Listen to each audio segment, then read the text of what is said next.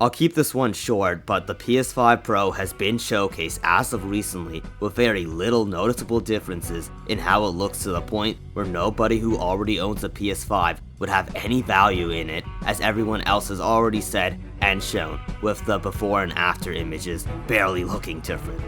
And I agree with the general take, but I'll do you one better and say that I barely got any value from owning the regular PS5 as opposed to when I bought the PS4, due to God of War Ragnarok also being on the PS4. I never really played a solid enough game that was exclusive to the PS5. I guess you could say I'm dodging Helldivers, but I'm a competitive person and I'd rather push myself in a PvP game, whether it be me touching Halo or the upcoming Marvel rivals, with very little exceptions like the goated Resident Evil 5.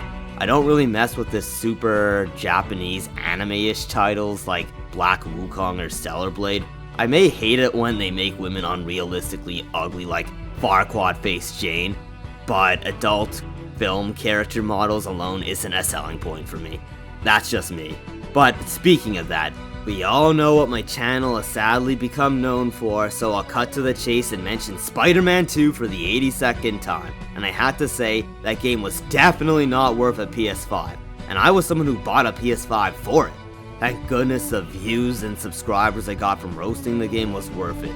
But yeah, that was a game that was $10 above the standard game price, with at least 3 years of development time, which is also 3 times the dev time of most past Activision Spider-Man games like Web of Shadows. And it was a game that could casually be 100% beat within 2 days, in tandem with just being an underwhelming game with Spider-Man who loses every fight against the main character, and swinging speed that's slower than a PS3 and PS2 game. Stuff like that really has me thinking of how overrated the concept of a console's power can be, and Spider-Man is a prime example of this. 3 PlayStations ahead, and INSOYMNIAC still has not got faster than Spider-Man 2 on the objectively weaker console known as the PlayStation 2. I don't want to hear bullshit excuses like, oh, the great graphics is why it's slower. That just means I was right about what I said in my review of Spider-Man PS4 when I said those games were just cinematics over substance. Unlike Arkham, that still got prettier with each game, but still had his gliding get faster than past entries with Arkham Knight.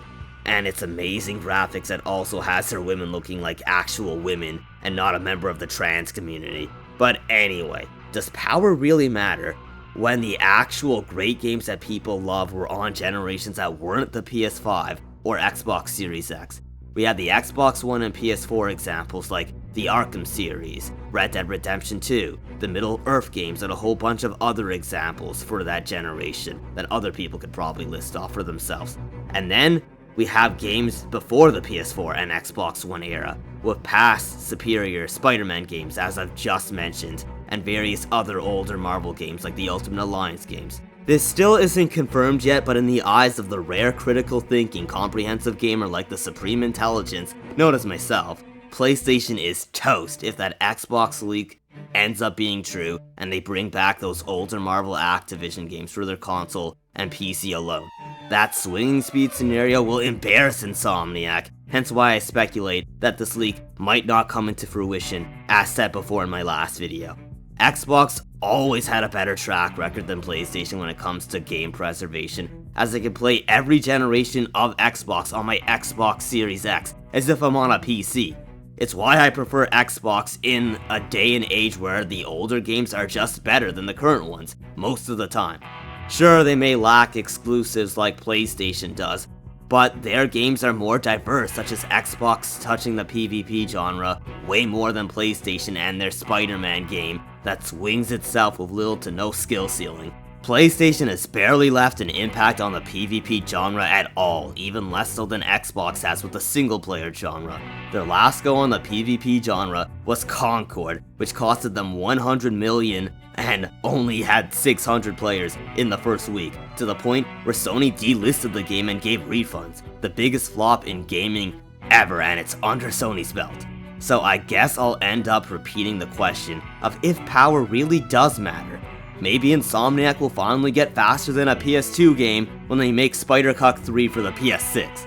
But Think about how you spend your money, as I'm tempted to just stick to the modern consoles I already own, instead of overindulging in meaningless consumerism that is no longer providing any noticeable value, as can be seen with this PS5 Pro. When it comes to things that matter, like gameplay, I think we already hit the ceiling for that. But anyway, thanks for watching.